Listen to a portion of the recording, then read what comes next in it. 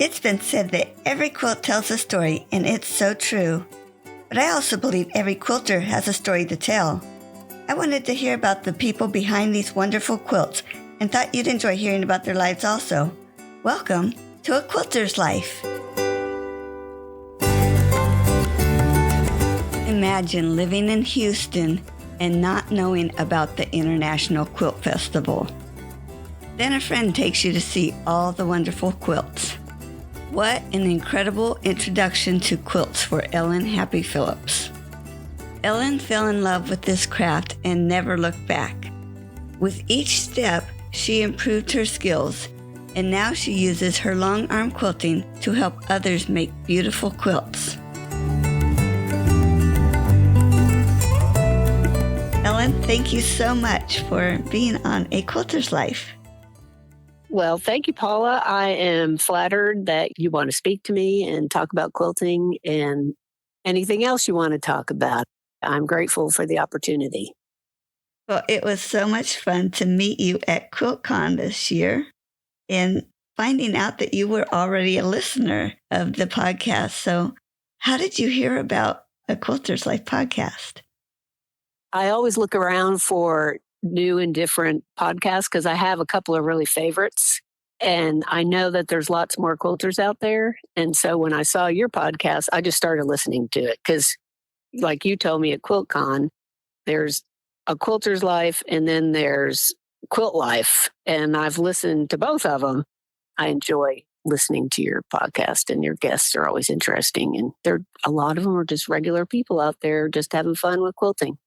Oh, thank you. Yeah, both podcasts are great. Well, of course, I like mine, but of course. A Quilting Life is another great podcast, too. Mm-hmm. Share where you were born and raised. I was born in New York City, and we lived in Queens till I was going into the 6th grade, and my dad got transferred to Houston when all the big oil companies that were in the Northeast migrated to Houston. He worked for an engineering firm and he did business development. So that's how we got to Houston. So I went to junior high and high school in Houston and then went to college 70 miles north of Houston. And then I got a music degree when I was in college. Then I moved to Austin for a while. Then I came back to Houston in the 90s and I've been here ever since. Oh, wow. Share a childhood memory. Well, when I was growing up in New York, I had 3 sisters. And my dad is a very fine golfer. And in the spring and summer, he would golf. But in the wintertime, he would take the 3 oldest kids and we'd go sleigh riding and ice skating on the golf courses in New York. So we basically did golf course tours as kids on sleds. And if the ponds were frozen hard enough, we got to go ice skating on the ponds. And it was so much fun. And it gave my mom a break from all of us kids. We just had fun. My dad was just kind of a big kid at heart. So he would entertain us. I'm picturing you being all bundled up. That's something I've always wanted to do, was ice skate outside. I finally got to do it, but it was down in Charlotte, North Carolina, where they brought something in. So it still wasn't ice skating on a pond. Ice skating on a pond just sounds like it would be so much fun.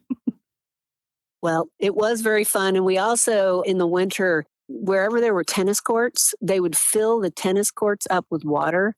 And that would also become an outdoor ice skating rink. So Dad took us there too to ice skate. The last year we were in New York, we had this gigantic blizzard, and Dad and the men on the street, they cleared the end of the street and there was about 6 inches of ice on the road.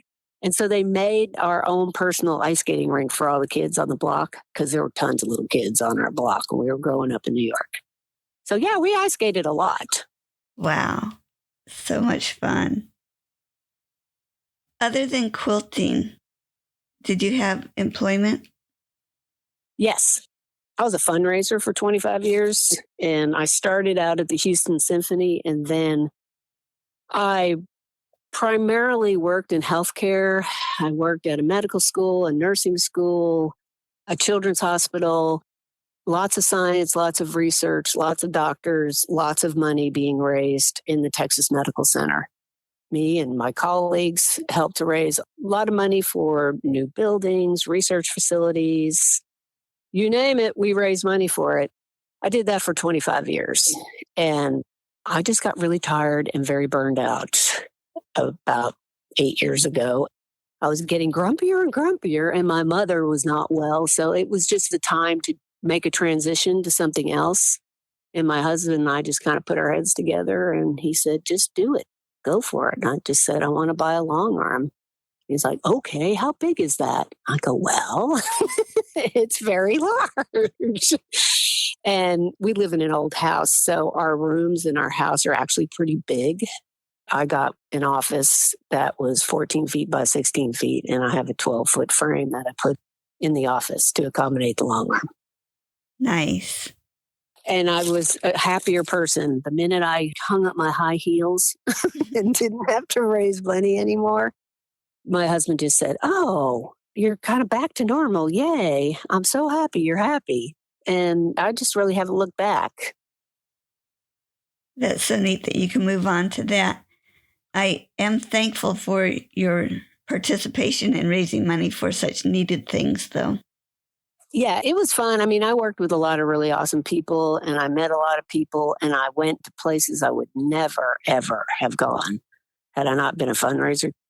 When you're fundraising, you meet a lot of people with a lot of money, and that, I don't hang out with people like that, but it was an eye opener at many levels. Mm-hmm.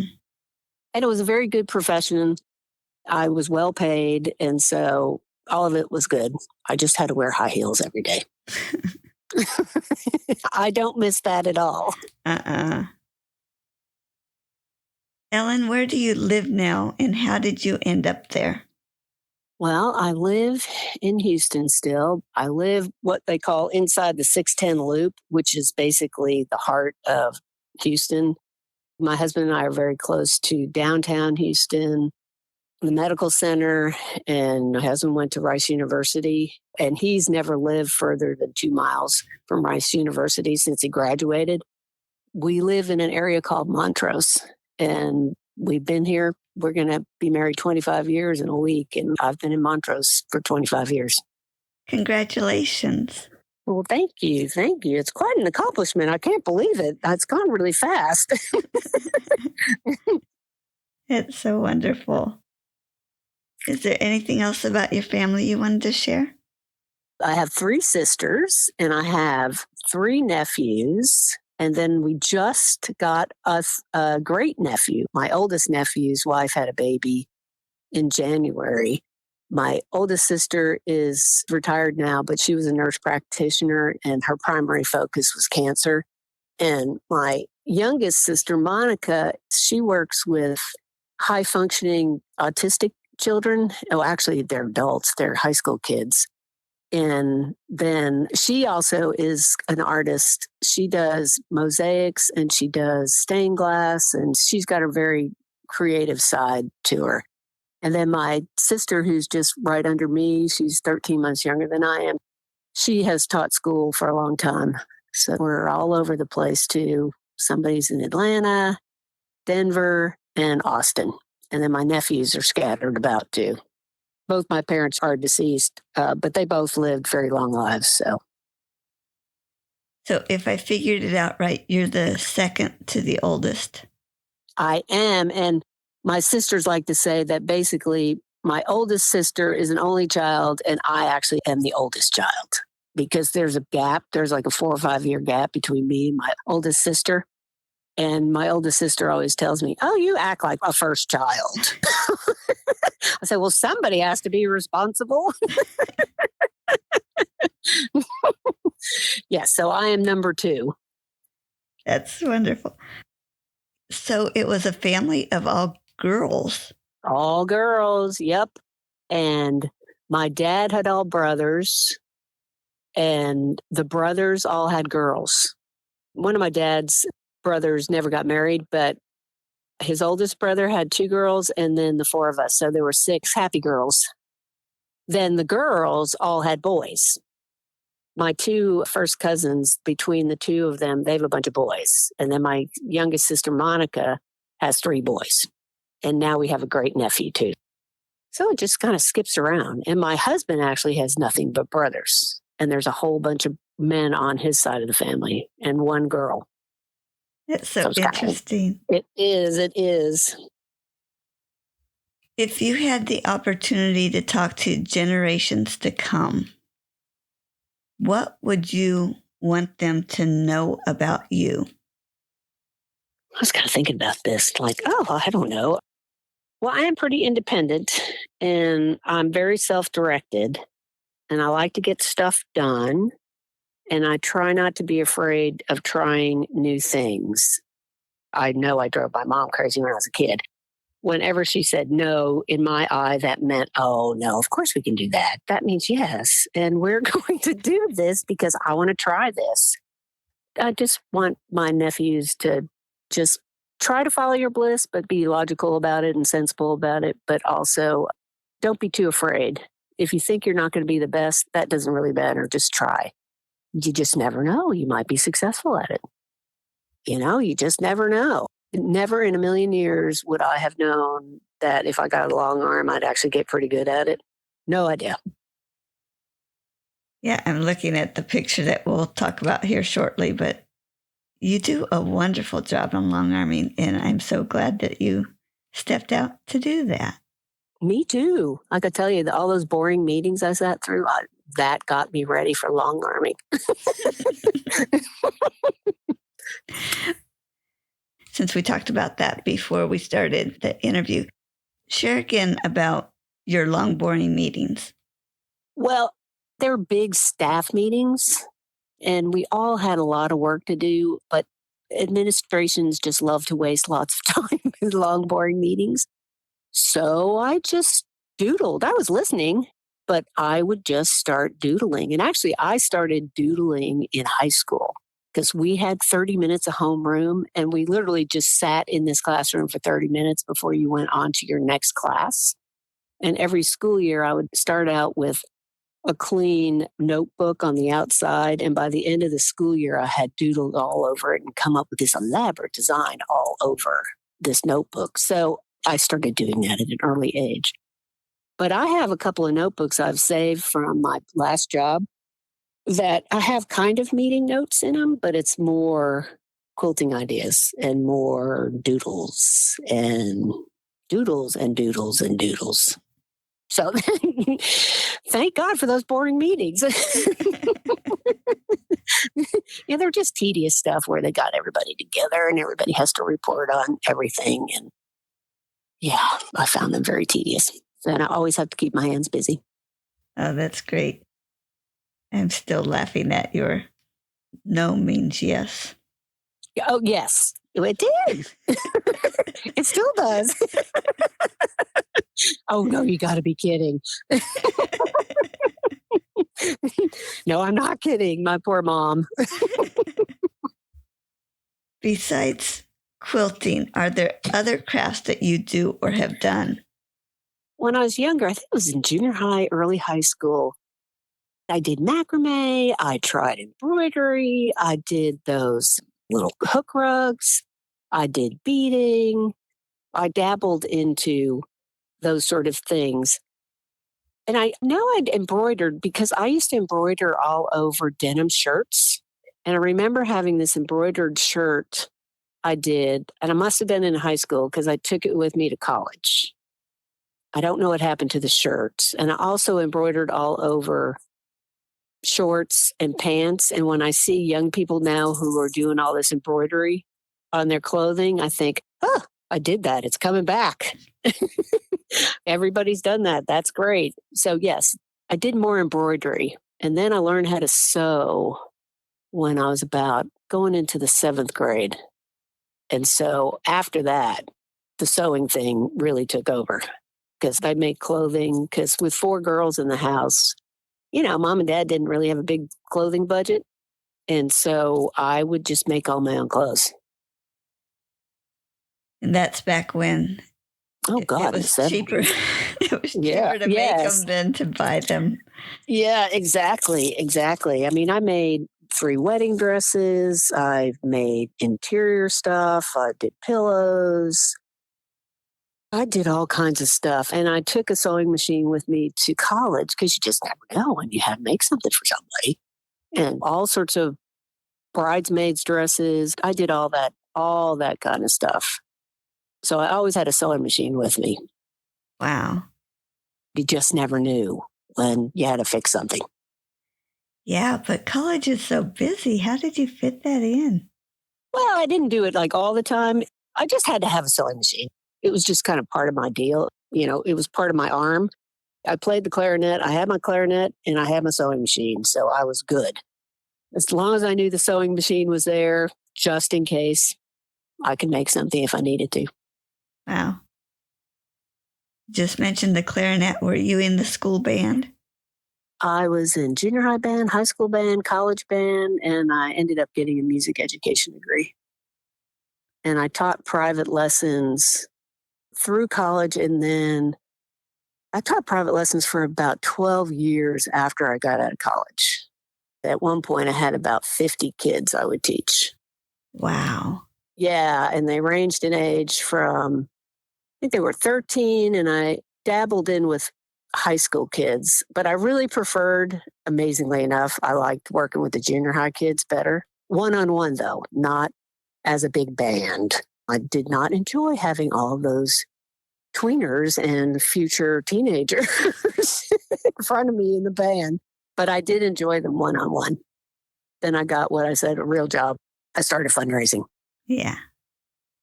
How about other hobbies?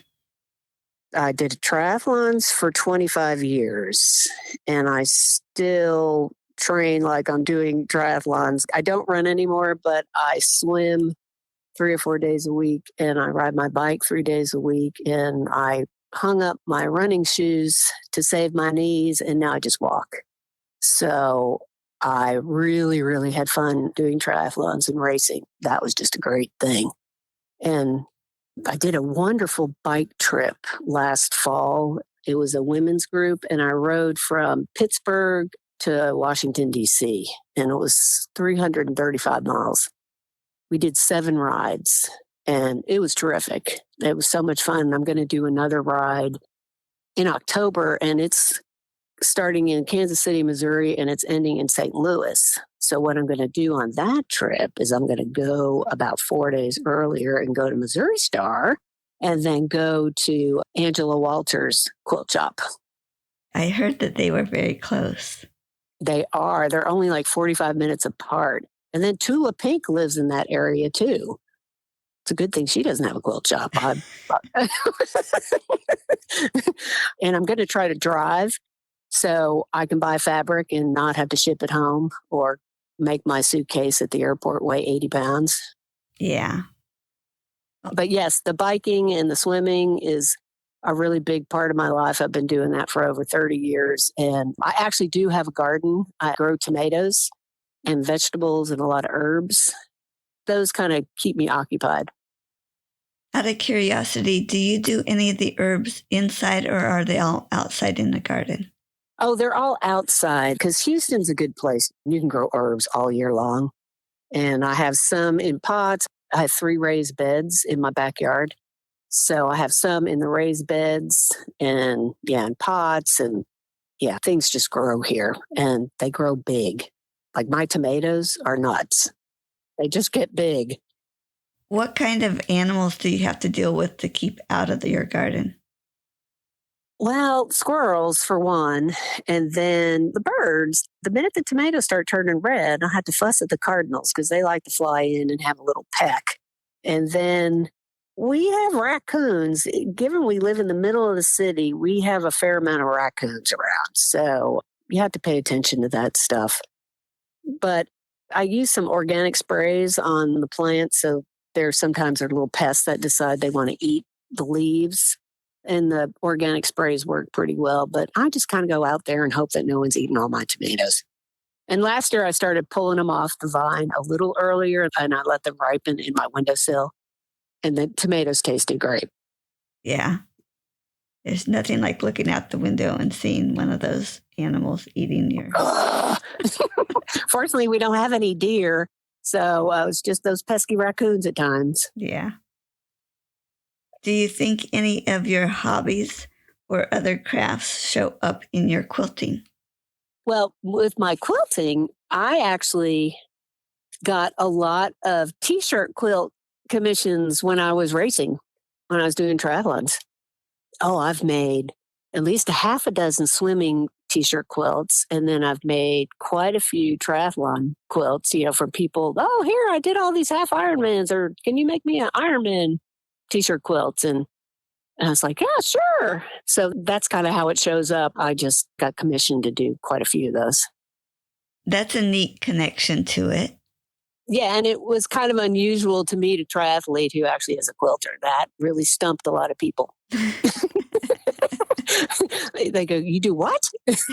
Well, yeah, I can't exercise all day long. I got to have something else to do. So, yeah, I do that too. Might as well be versatile. Yeah.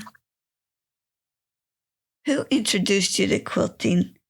My very, very close friend, Kelly, who I lost her to breast cancer 4 years ago, but she and I were roommates in college. We were potluck roommates, and we were friends for 43 years. I think it was 2001 or 2002.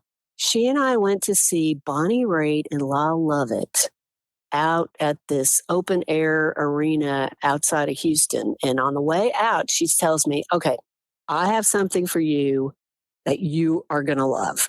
She says, you're going to come with me. You're going to go to the International Quilt Festival. I'm going to teach you how to sew a 1/4-inch seam, and I'm going to show you what a rotary cutter is, and I'm just going to let you loose. I'm like, okay, what does that mean? And I only live 4 miles from the George R. Brown, where the International Quilt Festival is. And I had no idea this big, gigantic quilt festival took place. So she took me to my first show. And like I said, I think it was 2001 or 2002. I walked in that place and I looked at all these quilts and I went, you have got to be kidding me. This is amazing. And there you go. She said to me, oh, now I've created a monster. So yeah, Kelly's responsible. Well, being that close to it too, do you get to go often? I go every year. The only year I missed was when my husband was doing a lot of consulting work for the military, and he had gone to Hawaii at least 12 times. And I thought to myself, oh, wait a minute, I need to go on one of these trips. This is crazy. So I went to Hawaii, and I missed 1 year at the Quilt Show. Yeah. Hawaii's worth missing a year, I guess. Yes, it was. It was. Do you have a favorite quilt? That's a hard one because all the quilts I make, they all have some sort of story. There's something that happened while I was making the quilt. I think one of my favorite ones is I made a New York Beauty. I don't know how many years ago. I think maybe 12 or 13 years ago. And it was my first adventure into paper piecing. And I had this book by Nancy Martin. And I was at the International Quilt Festival and I bought all these hand-dyed solid fabrics. And then I found this beautiful, it was called Effervescent. And I bought a couple of yards of that fabric. And I didn't know what I was going to make with all this fabric. I just bought it because I'm bad about that. I just buy it. And I usually run out of fabric. Well, while I was making this quilt, I ran out of fabric 4 times and I called the lady at the shop I bought the fabrics from. Oh, I'd call her like every couple of months. Well, I'm out of this. Do you have any more? Yes, I'll send you more yardage. I'll send you more yardage. And fortunately, I saved all the lot numbers for all the hand dyed fabrics. And she still had those lots of dyed fabric still available. Yeah, I think I called her 4 different times. And I started out with maybe 2 yards of fabric and a couple of bundles of hand dyed. And by the time I finished that quilt, I think I have 22 yards into it. It's like, oh, talk about bad planning. But I thought, what the heck? I'm going to finish this. And my good friend, Kim Norton, who actually encouraged me to get a long arm, she quilted it for me, and she's a phenomenal quilter. That was the first quilt I ever had custom quilted. Oh, no wonder it's a favorite. And she did a beautiful, beautiful job on it. And it won several awards too. So you've been able to put several quilts in shows? Yes. Our guild, the Quilt Guild of Greater Houston, has a really nice show. And then I don't know. I just decided 15 years ago, what the heck? I'll just enter some stuff in shows. Let's see what happens. Because I don't have any problem competing. I don't have any problem getting criticisms and tell me what I can do better. So I just thought, well, I don't know if this quilt is any good, but let's see. And so I entered stuff in smaller shows, and then our guild has a fairly large show. And I started winning awards for my work. And I've had some things in the Houston show, not on the judged side of it, but in some of their special exhibits, which that's a big honor to be able to have your stuff in shows. A lot of my customers over the past 5 or 6 years have won a lot of ribbons as well. So that's very gratifying too, to be able to finish somebody's quilt and then they call you and go, guess what? I just got a ribbon. It's like, yay. So that was fun. And it's fun to enter the shows because it's always fun to see what other people are thinking. What a privilege that is for you. Yeah, because you do this craft and you do this art and you share it with your family, you share it with your friends, but sometimes there are some works that you do and you think, okay, more than mom, dad, sisters need to see this. Somebody else should see this. And I tell my customers that too. There was one lady, I said, you've got to enter this in the Houston show. This is beautiful. This is exceptional work and you just need to enter it. So I'm hoping she does that this year. And to look forward to. Yes. How about a favorite tool?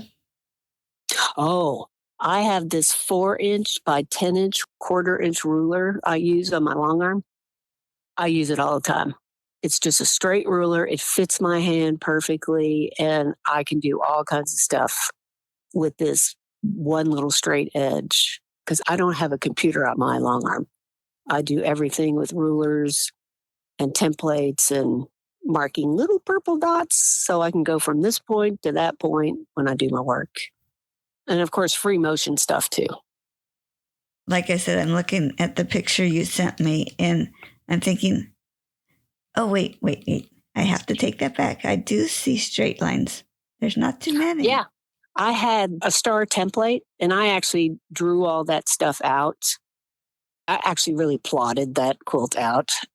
But yeah, there's straight lines within the stars that float around in the background. I don't do gobs of straight line stuff. You just need the straight edge so you can get into the ditch. And it's just a really, really good ruler. Let's go ahead and talk a little bit about this quilt. It's called A Study in Lone Stars. Okay, that quilt, I'm also a big fan of scrap. I bought, I think it was 2 pounds of scrap. It was cotton and steel scrap. And I had all these 2.5-inch strips left over. And my friend Kelly, who introduced me to quilting, she and I were having a quilting weekend. And I had just learned how to make Lone Stars using strips and not doing all those little itty bitty triangles and diamonds and doing Y seams. I'd watched something on Craftsy and I thought, oh, that is brilliant because I love Lone Stars. And I thought, I need to figure out how to make one of these things. And so I took that little Craftsy class and I made a couple of them just to get the hang of it and figure out the placement. And then when Kelly came over for our quilting weekend, I showed her how to make Lone Stars just using 2.5-inch strips. And then I started experimenting with, okay, if I can do the 2.5-inch strips, I can do it with 2-inch strips or 1.5 strips. I can change the size. I can knock out the color. And so I just kind of experimented. I made the big star and then I just changed the size. And then when I got done, I had 4 blocks. And I thought, oh, how am I going to lay this out? And I didn't want it to be totally symmetrical. And I wanted to have a lot of open space to do different things behind the stars. So that's how that came to be. And I originally was going to give that quilt to a friend of mine's daughter who's graduating from high school. I started quilting it and I thought, oh, I have lost my mind. I'm not giving this to an 18-year-old. No way. I'm keeping this one. And then I entered it in our guild's show in 2019 and it got best in show for the quilting. I'm not surprised. Well, I was surprised. That's the last thing I expected. It wasn't even square. If you really look at this quilt, I didn't totally square it up. And I told that to one of my guild members. I said, what? How did I win that? It's not even square. And she said, oh, that doesn't matter. It's all about the quilting. It's like, okay, okay, I'll have to try better next time. Make sure it's square. So that was kind of fun. And what made that award even more special, my dad was still alive and I took him with me to the show. And he just was beaming like a big old peacock. Oh, look at my daughter's quilt. And he was just a proud dad.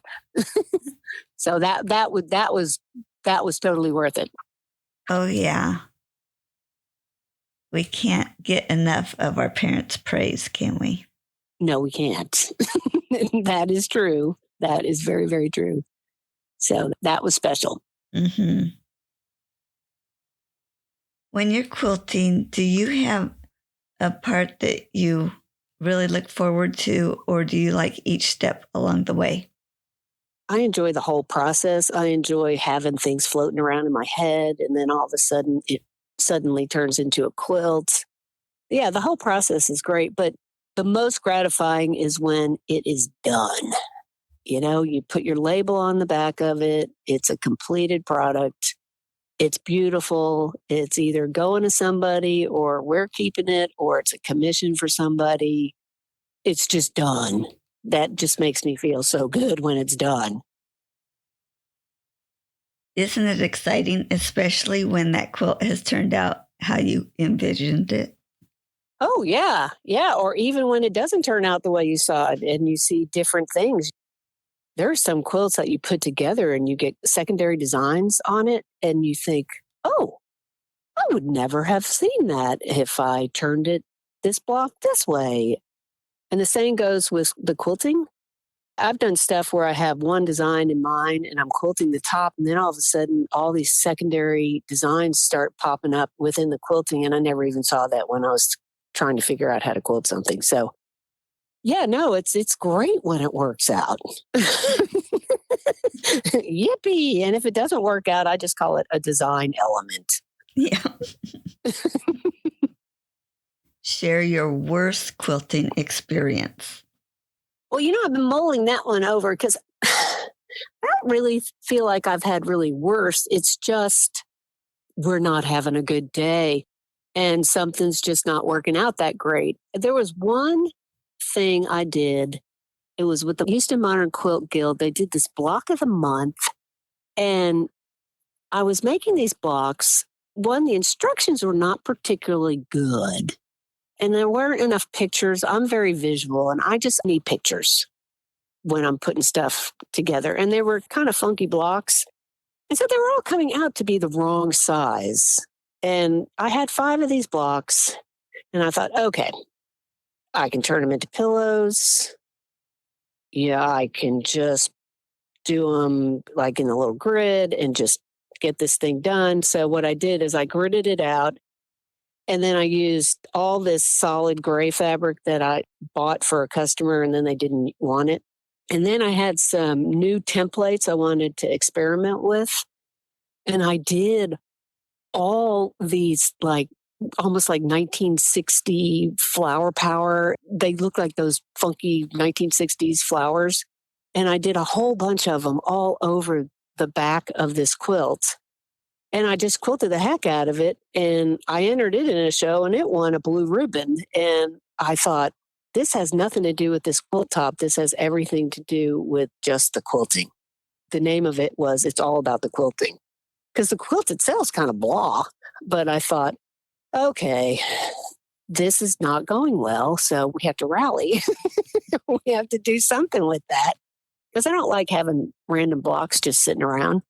And it was frustrating to me because I thought, wait a minute, I've been doing this for a very long time. Why can't I figure out these blocks and why are they all coming out wrong? So I just made it into something else instead of having more pillows in the house. It's amazing how some of those frustrations can turn into something so cool and actually got you a blue ribbon.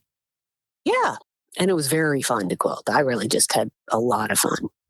Neat. And I also face a lot of my quilts. If they're not going to be used on a bed, I do a facing. That kind of gives a nice effect instead of binding. Describe facing to me. I don't know if I've heard that. Have you ever made clothing before? Oh, yeah. So, you know, the facing around a collar? Okay. It's the same concept. And you can do that on a quilt. You just have to make sure when you hit the corners, it's basically a backwards mitered corner. You know, when you miter a border, it goes out. Well, when you do the facing, you miter facing into the back of the quilt. So you have to really think about it when you're attaching the ends. But then you turn it under and it just takes all the raw edges and it just encases them. And then you just stitch it on the back of your quilt like you would a binding. But you don't have the binding all around the edge. It just gives it a more finished look, particularly in art quilts. A lot of art quilters do facings. That makes sense. Mm-hmm. Yeah, because the binding can detract from art quilts. Huh. Yeah, try it. There's all sorts of instructions online to face a quilt. Oh, cool. What do you think has drawn you to make quilts rather than do any other craft or hobby? It's fabric. I just love fabric. And when I was making clothing, I mean, I just couldn't help myself. I bought fabric all the time. But quilting is even better because you can mix up all kinds of colors and all kinds of fabric. And just the possibilities they're endless. And it's just fun to play with the fabric. I also adore thread. I experiment with different weight threads. And you can do so much with different weight threads when you're sewing and quilting and long arming. But it's just the fabric. It's just fun. The fabric, the color, the construction. Yep, that's it. You just mentioned you like to try different weight threads. Have you found that your long arm likes certain types of threads? I don't know whether that would be different weights or different manufacturers. I have used 100 weight thread as run through my long arm beautifully. For the most part, my machine, it doesn't mind different weights. You have to make sure you have the right needle. There's certain threads you just simply can't go fast. Like I've run metallic through my long arm and have been successful with that. Some threads, you really can't do long passes going from right to left because of the way the thread is spun. It starts unspinning and then it starts to shred. Some thread likes to go left to right, and it's just the way the thread is spun. But I've gone from 100 weight to 40 weight. I want to start putting heavier weights, but I need to get a new throat plate on my long arm so the needle and the thread can fit through the hole. But I haven't gotten to that yet. I haven't had too many problems. I mean, I use Glide and I use Superior threads, and they all seem to work nicely. There is so much detail that it's such a learning curve with it. Absolutely. And if you're not using the right needle, that can ruin your day too. You have to be really mindful of what you're putting on the machine. I have actually a chart from Superior, and it talks about every single one of their threads, what needle goes if you're using a domestic machine, if you're using the long arm. We suggest you use this thread, even says use this in the bobbin. and you'll have good results. I have it hanging off of my long arm because when I can't remember, oh, what size do I use on this? It's very, very helpful. Who do you make your quilts for? Lately, I've been making them for other people. I just got done with a t-shirt commission last week. I give them to my family. I give them as gifts. I do a lot of charity quilts. When my scrap pile gets too big, I start making charity quilts. It's a great way to get rid of scrap, and it's very fun. A lot of my neighbors know I quilt, so I've made a whole bunch of baby quilts for a lot of the neighbors. Oh, Ellen, I need a quilt. Can you make one for me? So I'll make some for us, but we've got tons of quilts in this house right now for us. Oh, I made some for our dog. We just got a dog. Yeah, we got an 8-year-old Wisla 4 months ago. So Ginger has her own private quilts. She would need that. Yes, of course. And she's a whole bunch of beds too, and not ours, but she has her own bed. But sometimes I just make them because I'm interested in the pattern, or I have something floating around in my head. Like I'm finishing up this little small piece. It's all improv. And I had this coffee cup fabric. And so I fussy cut the coffee cups. And then I just did all these improv blocks. And it's just this little piece. And my oldest sister, when she was here a couple of weeks ago, she says, "Oh, I like that. So I may give it to her." But I was just fooling around. Do you have a project you're working on right now? Well, I'm in the process of binding the coffee cup quilt. And I have 2 quilts that need labels. And then I am going to try to launch into the Vermeer Girl with the Pearl Earring paper piecing project by Verushka Zarat, and she's Pride and Joy Quilting. And I started looking through all the instructions. There's 100 pages of instructions, and there's a lot of QR codes. It's a pretty complicated paper piece project. I haven't done a good complicated paper piece project in a while, so I thought, okay, I need to do something like that. So that's in the queue. That sounds like a lot. Yeah, it's complicated. I was looking at the pattern pieces going, ooh, okay. This may take a while. Please share a quilting tip. Okay. I want quilters out there, when they show their quilts, not to point out their mistakes. There are no mistakes in your quilt. You should just say thank you. And you're happy you finished this quilt.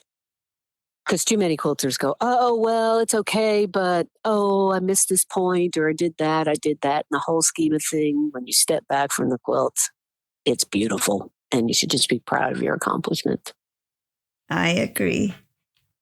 Don't be so hard on yourself. It's supposed to be fun. And what's really funny is when you go to point out one of those mistakes and you can't find it. Right. Yes. I know it's here. Describe how you went from having quilting just as a hobby and it became your business.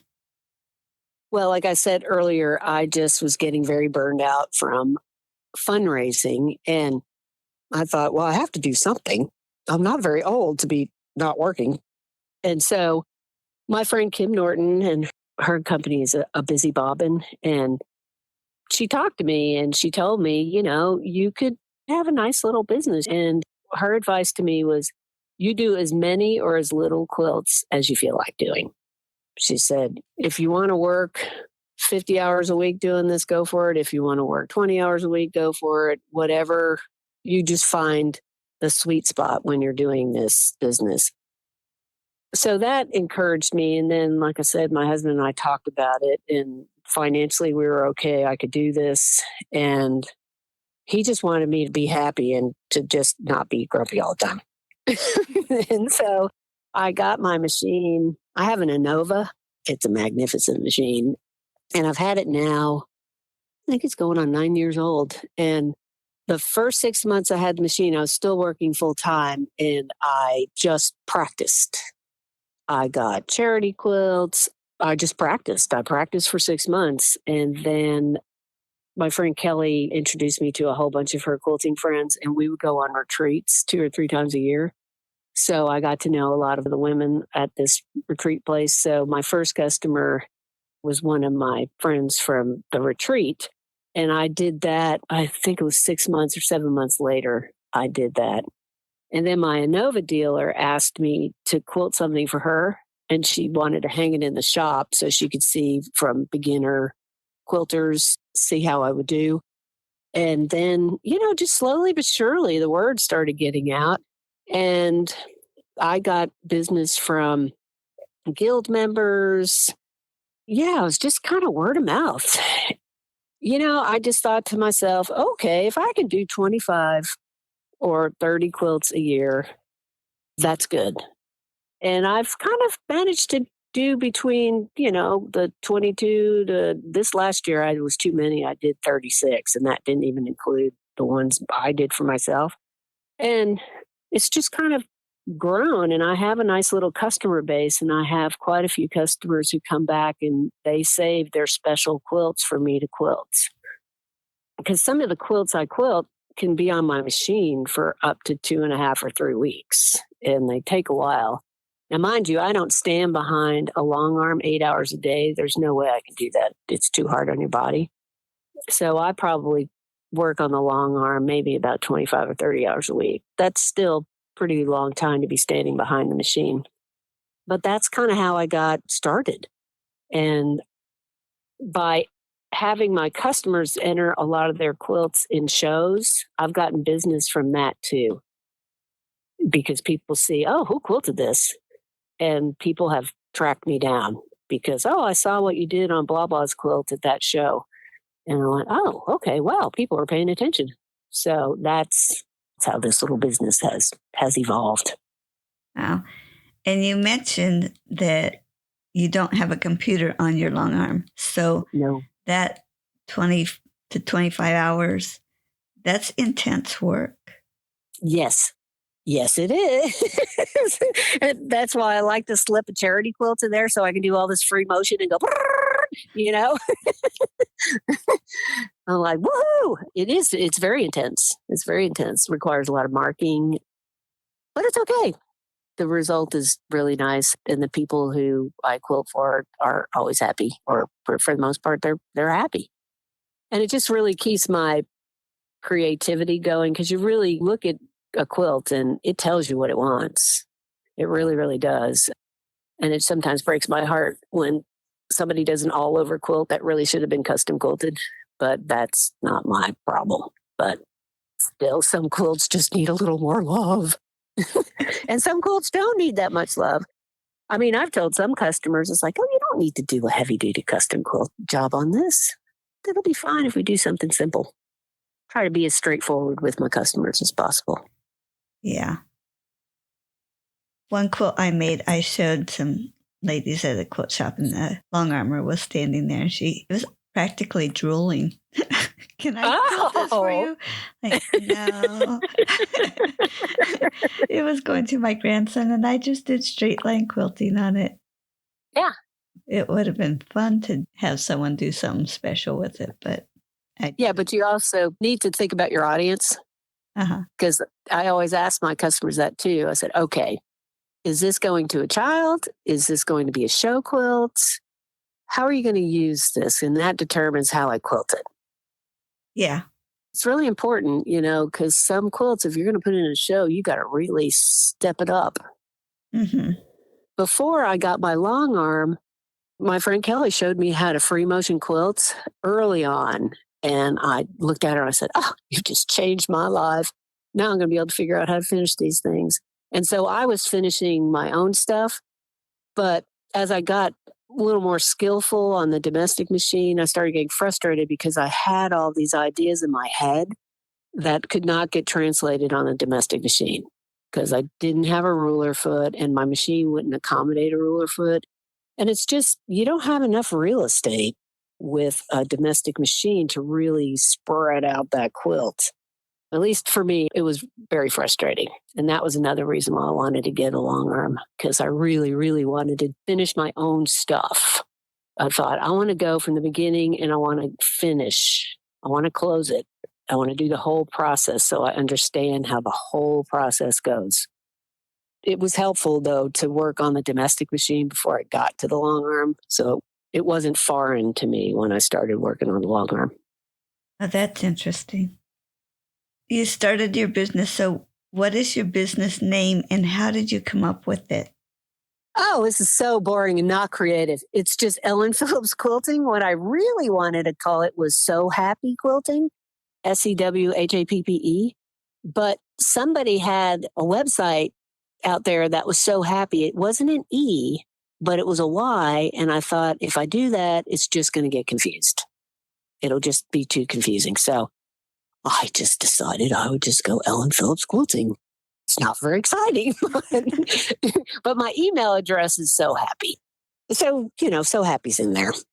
Yeah, so you have So Happy in your email and you have Happy in your Instagram and Happy part of your Facebook page. So tell me about the Happy, HAPPE. That's my maiden name. We're all Happies, and people had fun with that one when we were all growing up.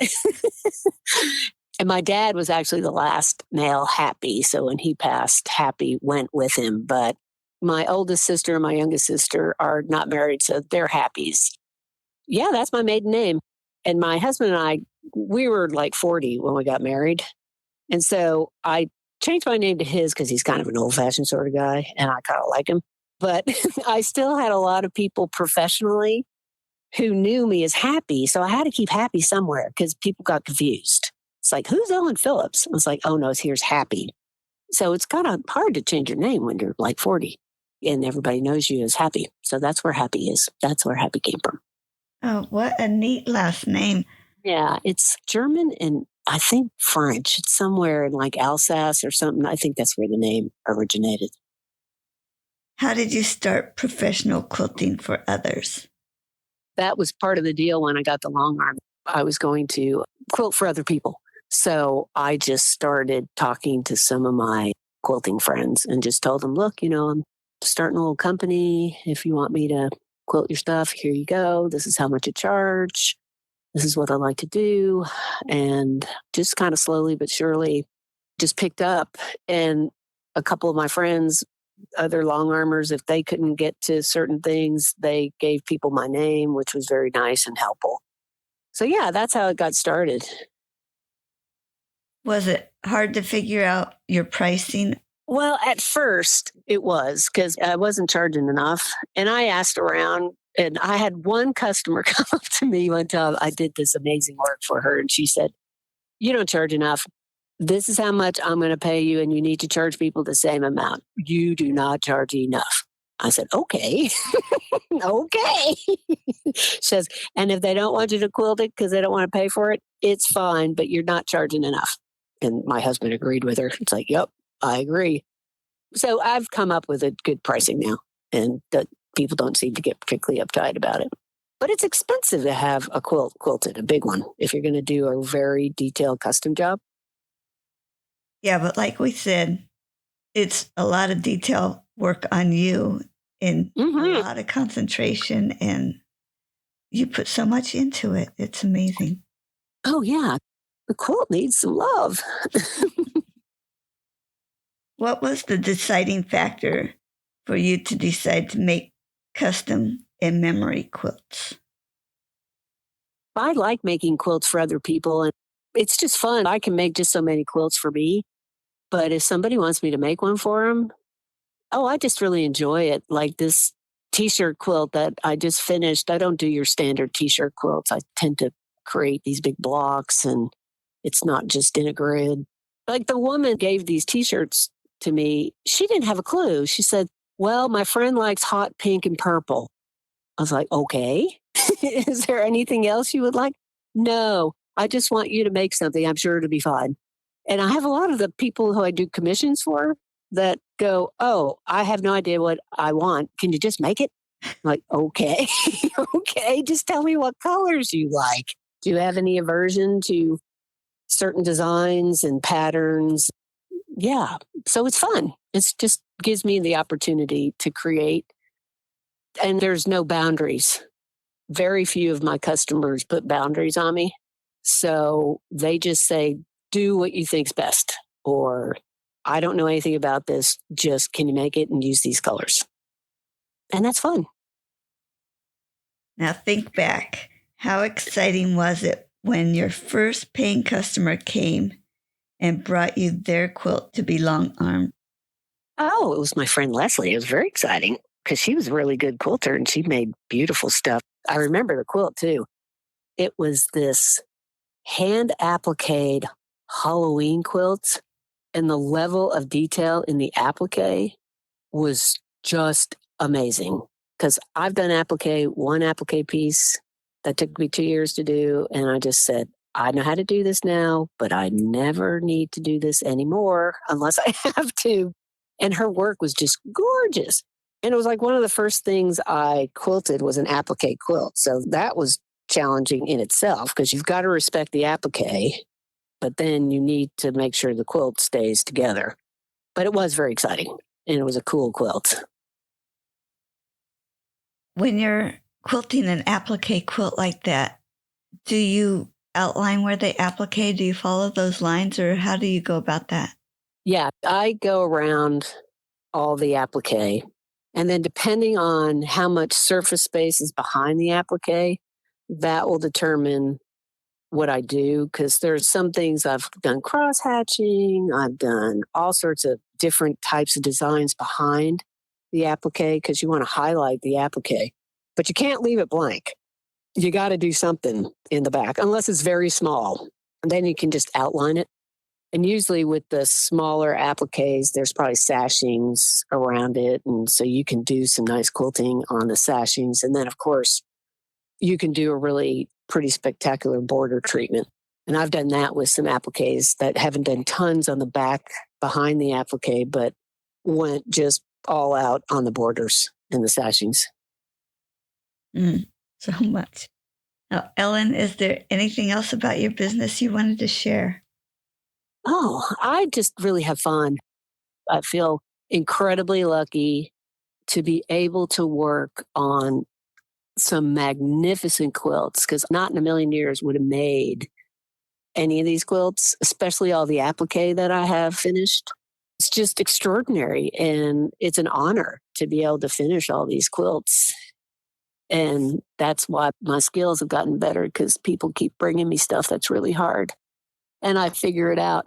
Some days I doubt myself, thinking, oh, I don't know, this one might be the one that's going to kill me. But it usually works out. I just have to figure it out. Once I do like the first inch or two when I get started, I'm good. But no, it's just a privilege to be able to work on all these magnificent quilts. And there's so much talent in the quilting world. I'm just glad I can be a part of the team. Yeah, there's amazing stuff going on. Mm-hmm. I've been to QuiltCon like 5 times, and this year the bar just got raised. It was amazing. I was sufficiently blown away by this year's QuiltCon. That's great. It was my first year, so I don't have anything to compare it to. Whoa, they're only going to have to get bigger and higher. I would not be surprised if QuiltCon gets as big as the International Quilt Festival at some point. Yeah. And the International Quilt Festival has just the bar gets raised every year. And it's so interesting to have gone, starting in the early 2000s and to the present, and how quilting has evolved and the technology has evolved and the skills and the fabrics. It's just amazing. There's so much good stuff out there and there's so much opportunity to make beautiful things. So everybody just needs to learn how to quilt. And I do hope that younger people are jumping on board to learn how to quilt and put their mark on the industry as well. Yeah, it seems like it's going that way. Yeah, I think so too, which is all positive. Yeah. Well, Ellen, tell us where we can find you. On Instagram, it's Ellen Happe, and on Facebook is Ellen Happe Phillips. Those 2 sites are the best place to find me. I don't post all the time, but I post enough to where you can figure out what I'm doing. That's where you can find me. Great. Well, thanks so much for sharing. Well, thank you. This has just been a delight and an honor and lots of fun. I love to be able to talk about quilting. It's been great having you. Well, thank you. Okay, Paula, thanks again, and I will talk to you soon. Goodbye. Goodbye. Thanks again.